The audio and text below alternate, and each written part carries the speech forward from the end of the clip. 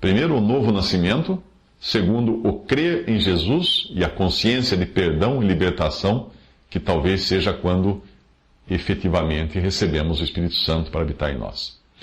Esse comentário de William Kelly sobre Lucas 11:13 explica algo nesse sentido. Em Lucas 11:13 diz que: pois se vós sendo maus sabeis dar boas dádivas aos vossos filhos, quanto mais dará o Pai Celestial o Espírito Santo àqueles que lhe o pedirem. William Kelly comenta: nós devemos nos lembrar de que os discípulos, nesse ponto, ainda não tinham o Espírito Santo. Eles eram nascidos do Espírito, mas isso é algo completamente diferente de se desfrutar do dom do Espírito. Receber o Espírito Santo é algo que sobrepuja e vai além da conversão, e do novo nascimento também. Não se trata de ter vida, mas de ter poder, um privilégio acrescentado à possessão da nova natureza e o principal ou único meio de se desfrutar de Deus em conformidade com todos os instintos dessa nova natureza e, consequentemente, de se entrar na sabedoria de Deus contida em Sua palavra. Este é o mais rico e distintivo dom do cristianismo na terra, já que Cristo, nas alturas, a cabeça a qual estamos unidos como seu corpo, é a principal característica no céu. Nenhum desses privilégios era ainda verdadeiro quando nós vemos a passagem do Evangelho. Ninguém jamais havia desfrutado disso desde o princípio do mundo. Por isso os discípulos foram encorajados a pedirem a seu Pai Celestial que certamente daria o Espírito Santo àqueles que lhe pedissem.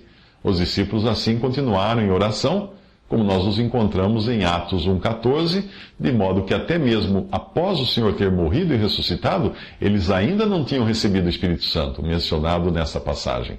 Eles continuavam orando, pedindo e esperando. Todavia, eles já haviam recebido o Espírito na forma de uma vida mais abundante, como poder da vida ressurreta de Cristo. Porém, o dom do Espírito era algo mais. Era um algo mais. Tratava-se de ser habitado pelo Espírito de Deus, que também se manifestaria na forma de diferentes dons nos membros do corpo de Cristo. E, acima de tudo, os batizaria em um só corpo. Tudo isso foi cumprido, mas não antes de Pentecostes. Por isso, eles aqui, nessa passagem de Lucas, deveriam rogar a seu Pai Celestial, e assim fizeram, e o Espírito Santo da promessa lhes foi dado, conforme o Salvador havia prometido. Não posso deixar de pensar que existiriam casos em que seria correto pedir o Espírito Santo ao Pai. Falo das pessoas que, assim como os discípulos, tenham se convertido, mas ainda não estejam sujeitas à justiça de Deus, que ainda não tenham consciência do descanso na obra da redenção. Em uma condição assim, seria temerário dizer que elas já tenham recebido o Espírito Santo, se ainda não desfrutam de paz com Deus. Quando existe um simples descanso pela fé na grandiosa obra do Senhor Jesus, e não meramente fé em sua pessoa, aí sim o Espírito Santo é dado. Onde o sangue era aplicado, o azeite vinha a seguir, segundo as figuras do livro de Levítico no Antigo Testamento. William Kelly escreve isso numa exposição do Evangelho de Lucas. A princípio, e pensando novamente em Efésios 1, para um crente hoje pedir pelo Espírito Santo seria como eu faço às vezes saindo pela casa procurando por meus óculos. E adivinhe onde eu encontro eles depois, bem em cima do meu nariz. Mas o que o William Kelly está dizendo é que podem existir pessoas convertidas que ainda não desfrutam da liberdade e certeza do perdão de seus pecados, e nesse caso elas podem ainda não ter recebido o Espírito. Há 3 estágios que não necessariamente acontecem com algum intervalo de tempo. Primeiro, novo nascimento, que é quando o Espírito Santo infunde vida numa alma para ela sentir o seu pecado e buscar salvação. Este era o caso de Cornélio, um homem temente a Deus, de onde viria então esse temor se ele não tivesse vida, já que o homem morto em delitos e pecados não busca a Deus?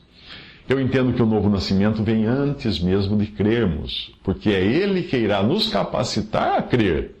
No novo nascimento, que é gerado pela água, que é a palavra de Deus, e pelo Espírito, nós recebemos vida espiritual, isto é, a capacidade de vivenciar o que está além da matéria. Mas ainda não é vida eterna, porque esta vida está no Filho de Deus, e no diálogo com Nicodemos o Senhor só fala de água, que é a palavra, e de Espírito, e do Espírito Santo. Essa mesma água é a que nos purifica e nos prepara para o que vem depois, como na lavagem com água pela palavra, mencionada em Efésios 5. Pense nas bodas de Caná. Primeiro vêm os servos, figura do Espírito Santo, enchem as talhas de pedra de água. As talhas somos nós. Aí vem Jesus e faz o milagre transformando a água em vinho. O contato com a palavra de Deus, aplicada pelo Espírito, é o que nos faz nascer de novo. Eu não sei se seria correto dizer que a pessoa precisa crer para nascer de novo, porque o novo nascimento não depende da pessoa, da mesma forma como o nascimento não depende da vontade do bebê.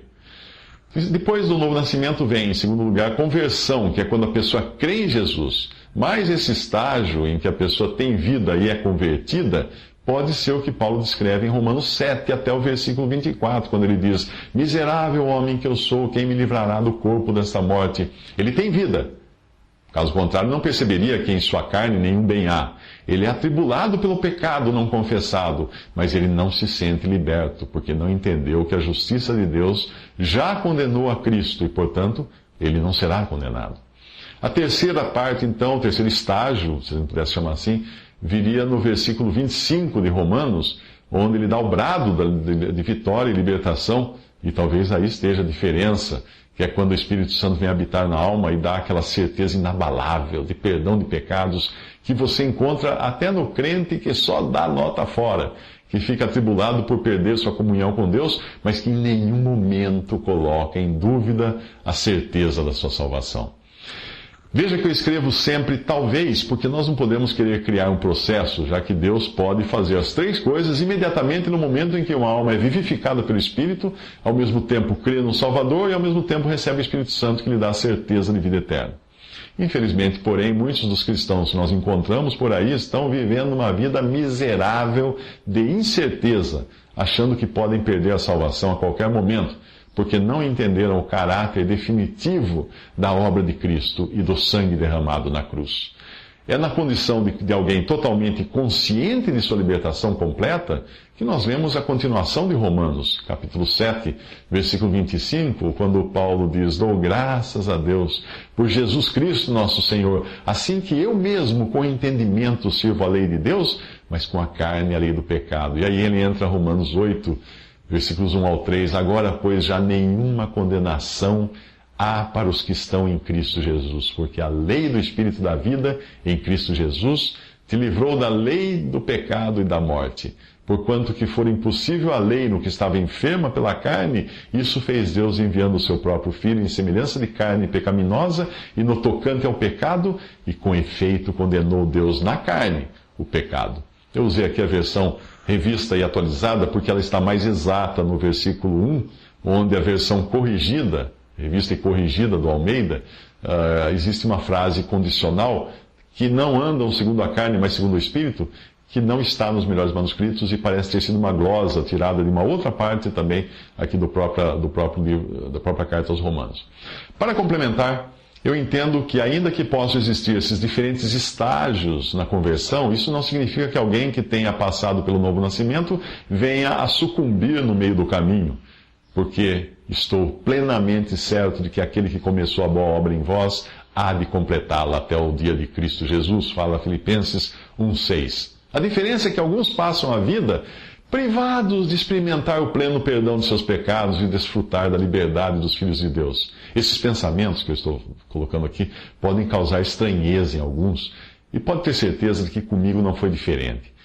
Por eu ter algum background arminiano, eu briguei muito antes de aceitar que o novo nascimento não dependia de mim, tanto quanto não depende do bebê que nasce, no nascimento natural. Observe que eu estou falando aqui daqueles que verdadeiramente são nascidos de novo, como Cornélio. E não de pessoas que se aproximam, não de Deus, mas das coisas de Deus por curiosidade. Existem muitos assim. Ou de pessoas por interesses intelectuais, interesses acadêmicos. Esses nunca nasceram de novo. Independentemente do quão avançado possa parecer que eles estejam em sua carreira de profissão cristã, nunca nasceram de novo.